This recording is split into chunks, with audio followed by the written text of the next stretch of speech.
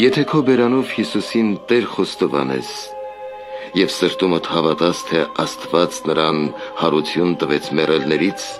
կփրկվես։ Ով որ հավատա նրան,